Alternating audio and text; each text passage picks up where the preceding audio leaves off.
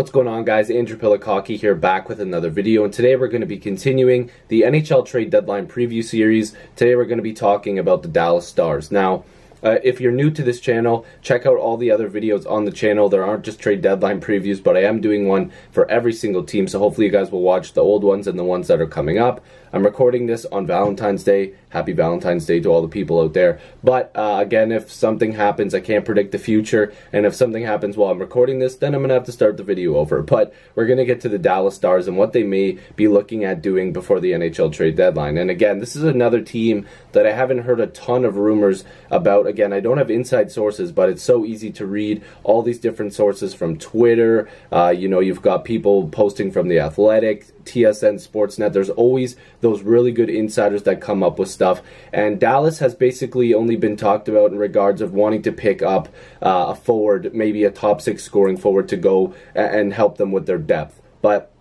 if I'm looking at their cap space, they're supposed to have a projected cap space at the deadline of just under $2 million. Now, I'm sure they can move salary around. I'm sure they can make a deal where they could get salary out to bring a better player in. But their cap hit's not looking too pretty right now. They've got a lot of work to do in the summer. They'll probably have roughly around $21 million, $21 million in cap space, which could be pretty good. They've got all their picks for this upcoming draft except for the 7th. They don't have their 7th for next year either, or their 2nd for next year. By that I mean 2020 for that draft.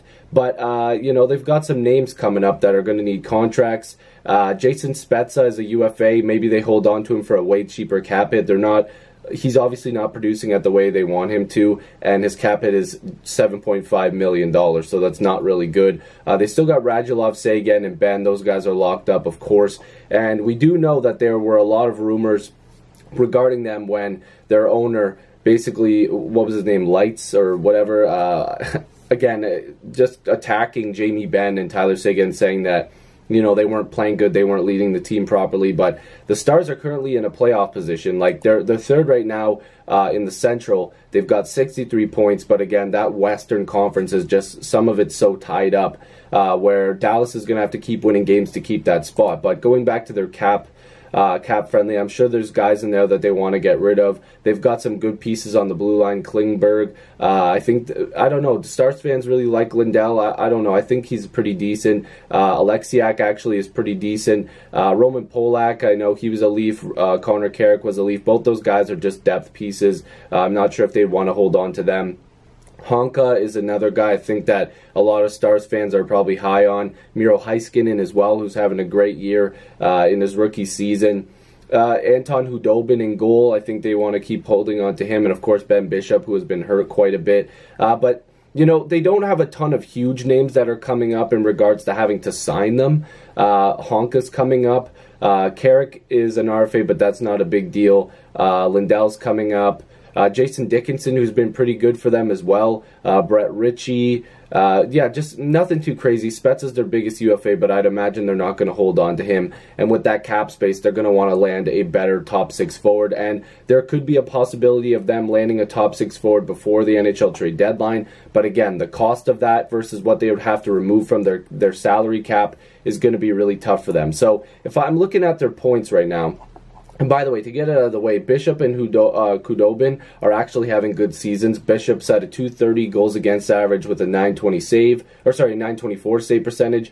Khudobin, who is a great pickup in my eyes, .234 goals against average and a .927 save. So those are two solid goaltenders. We do know that their blue line has been putting up points. Klingberg with 27, Heiskanen with 25. That's really two good pieces. Seguin with 54 points, Radulov with 46, Ben with 39. So those numbers got to go up. Your star players, you want them to produce more. In regards to other teams who have like these superstar players that are just putting up godly numbers. But I'd also add that they need to get more depth anyways to help those big name guys. They help each other. They get each other points. I don't know what the Dallas Stars would really be looking at. There are some big names that are going to be available, but again, that salary cap could be really difficult for Dallas to get into that market right now. They could go after some depth pieces for their blue line as well as their forward core. And I don't know, there's some players that are apparently dropping in value. Some people, and again, don't don't hate me for this, but some people are saying Simmons' value has dropped a little bit. Some saying our Zuccarello might not go for a first-round pick, although I do think the Rangers would be looking for that. So I don't know if those are guys that they would be interested in grabbing. I think that they're going to be players at the draft and in free agency. They're going to want to because Sagan, Ben, Radulov, like these guys need more help. And with another year of Heiskanen and Klingberg and Lindell, who's been pretty good for them, 24 points on the year, they're going to get better next season. And I think that they're going to be adding in the summer versus now because of the cap situation. Losing that Spezza contract is going to be huge for them.